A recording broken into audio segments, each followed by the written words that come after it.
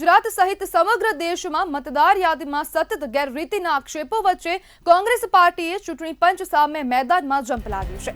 ગુજરાત પ્રદેશ કોંગ્રેસના કાર્યકારી અધ્યક્ષ ઇન્દ્ર વિજયસિંહ ગોહિલે આજે યોજાયેલી પ્રેસ વાર્તામાં ગંભીર આક્ષેપો કરતા કહ્યું કે દેશમાં આજે મતાધિકાર સાથે ચોરી થઈ રહી છે। તેઓએ કહ્યું કે દેશભરની વિધાનસભા બેઠકોમાં ખોટી મતદાર યાદીઓ તૈયાર કરવામાં આવી રહી છે। તેમનો આક્ષેપ છે કે જનતાને મતાધિકારથી વંચિત કરવામાં આવે છે। ભાજપ ચૂંટણી પંચને પોતાના હથિયાર તરીકે વાપરે છે એવો આક્ષેપ પણ તેમણે કર્યો હતો। કોંગ્રેસે આ મુદ્દે તીવ્ર વલણ દાખવતા દેશવ્યાપી જનજાગૃતિ અભિયાન ચલાવવાનો ઈરાદો વ્યક્ત કર્યો છે। પાર્ટીએ એલાન કર્યું કે 3 ઓક્ટોબરથી દેશભરમાં 5 કરોડ નાગરિકોની સહી ઝુંબેશ શરૂ કરવામાં આવશે। આ ઝુંબેશનો ઉદ્દેશ્ય મતદાર યાદીમાં સુધારાની માંગ સાથે જનજાગૃતિ લાવવાનો છે। કોંગ્રેસે રાજ્યના તમામ મતાધિકારોમાં સંમેલનો યોજવાની પણ જાહેરાત કરી છે જેથી લોકમનમાં આ મુદ્દે ચર્ચા શરૂ થાય અને દબાણ વધે। પાર્ટીએ આગળ જણાવ્યું કે દિલ્હી ખાતે ભવિષ્યમાં દેશની સૌથી મોટી માર્ચનું આયોજન પણ કરવામાં આવશે। ત્યારે ચૂંટણી પંચ સામે ફરીથી કોંગ્રેસ પાર્ટી મેદાને જોવા મળી રહી છે।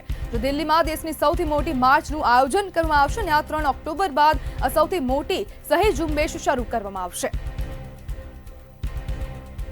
तरफ साथ कांग्रेस नेता हिमांशु पटेल जोड़ाई गया है। हिमांशु भाई, मत चोरी मुद्दे कांग्रेस पार्टी फरी मैदाने शुं कहेशो? बेन आ आखा देशनो दरेक नागरिक दरेक मतदारने एक शंका जाय छे, घणा वर्षोथी थती थी के क्यांक ईवीएम हेक थाय छे, क्यांक मतमां कंईक गड़बड़ थाय छे। प्रजाना अपेक्षित परिणामों ना मळवाथी लोकोनी अंदर एक शंकानुं भयंकर वातावरण हतुं अने वातावरण कर्नाटक, बिहार અને બીજા રાજ્યોની પંચાયતની ચૂંટણીઓ, ગુજરાતમાં અમારા પ્રદેશ પ્રમુખ અમિતભાઈ ચાવડાએ સીઆર પાટીલની લોકસભાના અંદર એક વિધાનસભાનું કરાયેલી ચકાસણી, આ બધા જે પુરાવાઓ અને અત્યારે દરેક ગામે ગામ લેવલનો પંચાયતનો સભ્ય હોય કે સરપંચ માંડીને દરેક મતદાર યાદી જોતો થયો છે। કારણ મારે વિસ્તારમાં તો ગડબડ નથી ને, મારો મત હું આપું છે ખરેખર એ યોગ્ય જગ્યાએ જાય છે કે કંઈ ગડબડ જાય। એ આખા દેશના આપણા લોકશાહીનો मुख्य पायो मताधिकार अने मताधिकार पर ज्यारे शंका जाए आटला बधा पुरावा साथे ज्यारे अमारा जननायक राहुलजीए आखा देशनी आंखोमां एम एक आश्चर्य थयुं के आटली मोटी गड़बड़ो छे अने ए पछी लोकोना मत चूंटणी पंच उपर खूब मोटी शंकाना घेरावामां जे लोकोना अविश्वास वधतो रह्यो छे।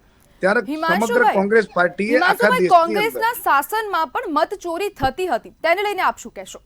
बेन जो जे आक्षेपो करवा અને પુરાવા આપવા, તમે મને પણ કહી શકો છો, હું આપને પણ કહી શકું, પણ આપણો દેશ છે એ એવિડન્સનો લો છે। આપણા ત્યાં પુરાવા અમે અત્યાર સુધી નહોતા બોલતા, અમારા ઘણા બધા પરાજયો અમારા પ્રજાના ઓપિનિયન, તમારા મીડિયાના ઓપિનિયન હોવા છતાં પણ અમારા ઘણા પરાજય થયા, પણ અમારી જો કોઈ પુરાવા નહોતા એટલે અમે એવા કોઈ ગપગોળા નહોતા ફેંક્યા। पर જ્યારે વાસ્તવિક કર્ણાટકની હિમાંશુભાઈ, આપ માનો છો કે કોંગ્રેસના સમયમાં મત ચોરી થતી હતી?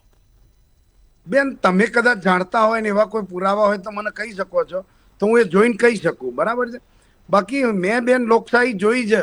આજે ઘણા વડીલોના તમે ઇન્ટરવ્યુ લો, આથી 30 વર્ષ પહેલાની લોકશાહી લોકોના વચ્ચે કેવી હતી, મીડિયાની કેવી આઝાદી હતી।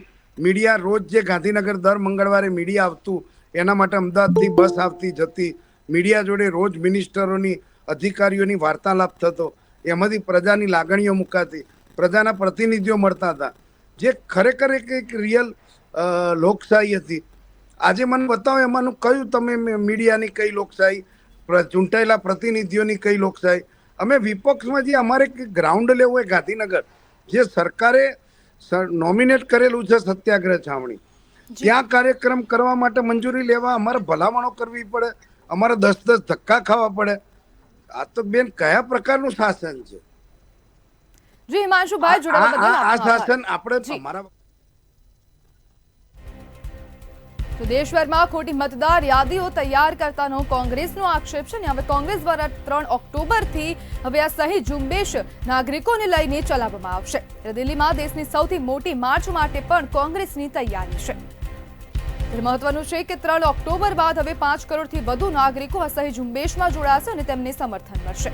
મત ચોરી મુદ્દે કોંગ્રેસ પાર્ટીએ ચૂંટણી પંચ સામે ફરીથી મેદાનમાં ઝંપલાવ્યું છે।